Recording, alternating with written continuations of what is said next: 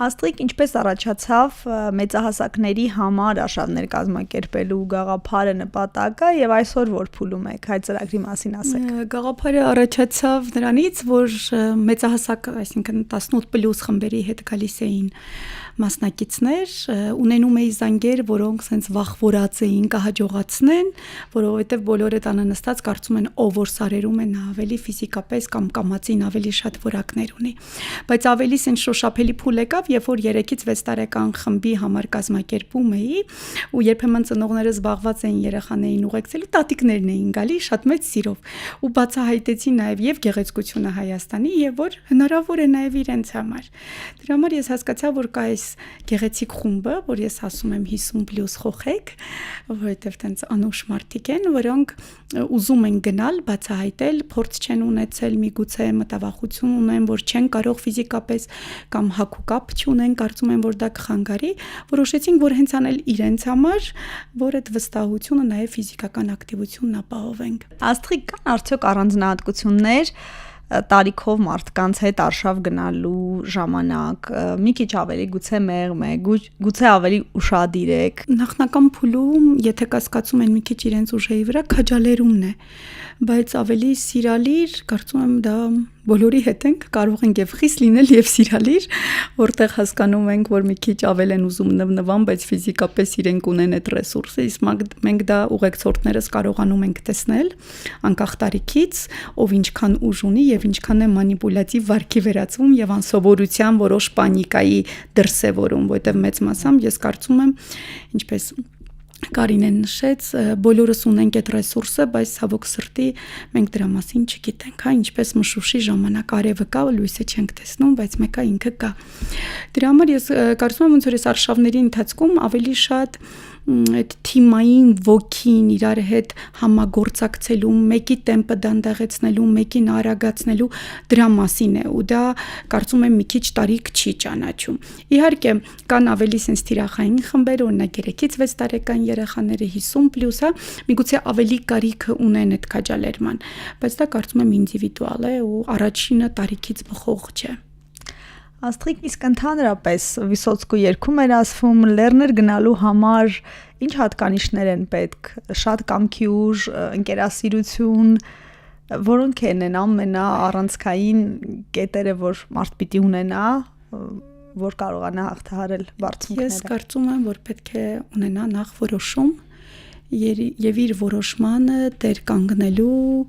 հասարակամություն։ Որտեղ մարդիկ են գալի, որոնք իրենք կուզեին ընկերասեր լինել, բայց ավելի իրենց քարանձավում են, ավելի կամ բնությունն են այլ կերպ այլում, հա։ Բայց արշավների ընթացքում, եթե անգամային որակները, որ իրենք չեն մտածել, որ պետք է թիմային, որտեվ առանց թիմի, եթե դու ուզենաս սարը բարձրանալ թիմով ու չընկալ թիմին մաս չդառնաս, շատ դժվար է լինում եւ կարող եմ ասել մի փոքրիկ տհաճ ու ավելի բարդ հոգեբանորեն եւ ֆիզիկապես ոնց որ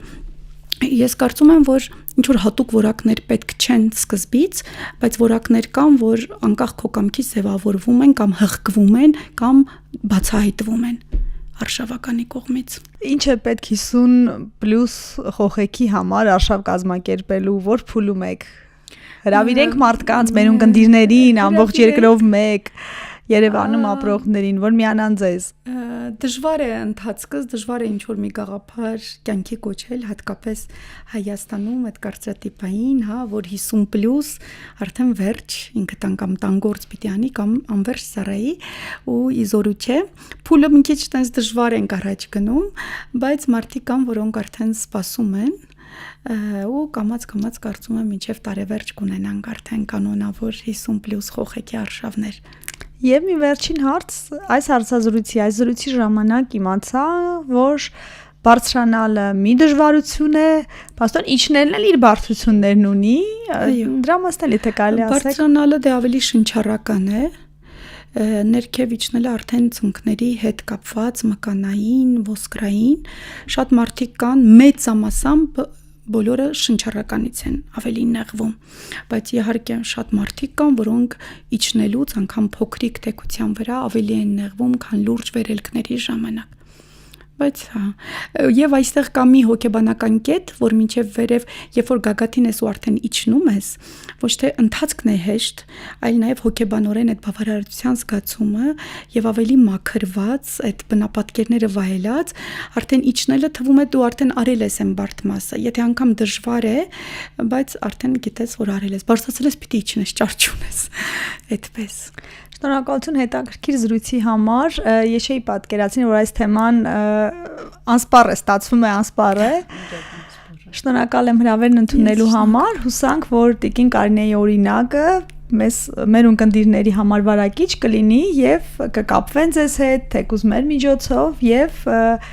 Արշավի խումբը 50+ տարիքի համար կձևավորվի եւ այս անգամ էլ դուք կարող եք առաջնորդել ինչ է փոխել լեռնել բարձրանալը ձեր կյանքում, դուք առանց հուզմունքի անգամ այդ մասին չեք խոսել, դա արդեն շատ տպավորիչ է։ Ինչ է փոխել, ինչ զգացողություններ եք ունենում եւ ձեր հաջողությունների մասին պատմեք։ Արայի լեռից սկսեցիք, Գևորգի հետ, հետո անկեղծ ասեմ, ինձ սերն է տանում լեռներ, բայց արդյունքը շատ տարբեր է։ Ինքնագնահատականը դա բարձանում, համարձակությունը, կայացածնելը։ Պատմեք ձեր մասին եւ ասացեք, թե կապը լեռների հետ,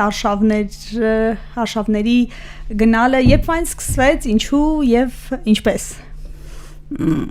Հետաքրքիր հարց է, որովհետև եթե մտածենք լեռներ սիրելու, դա նոր հասունացող տարիքի սեր էր, որ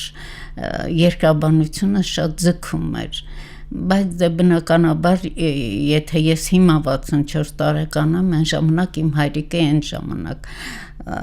խստիվ դեմ էր դրան, թե ինչ հիմար ցանկություն աղջիկա համար լեռնել բարձրանալը։ Հա, երկրաբանություն լեռներ, որ պետք է գնաց գիշերակացով խարույկներ վառենք, նստեք կողքը տաքանակ, դա ինչ կնոջ աշխատանք է եւ այլն, բնականաբար մեջդ խեղդում է ցանկությունը։ Իսկ երբ որ արդեն մեծանում տարիքը քո կյանքը փոխվում է, քո ընտանիքի անդամների ամեն ինչի հետ կապված։ Երբ որ փոքրիկ թորնիկս էլ գնաց մանկապարտեզ արդեն հաճախեց, ես այդ պահին զգացի, որ ես ազատ եմ, ես կարող եմ անել այն, ինչ ուզում եմ, միշտ մտածել եմ աշխատելու մասին, որովհետև առաջի հղի անալու օրվանից հետո չեմ աշխատել մինչև երևի հիմա վերջերս, ու մտածեցի, քանի որ մասնագիտությամբ բիոքիմիկ եմ, ավելի հարազատ ու ավելի մասնագիտությանը մոտ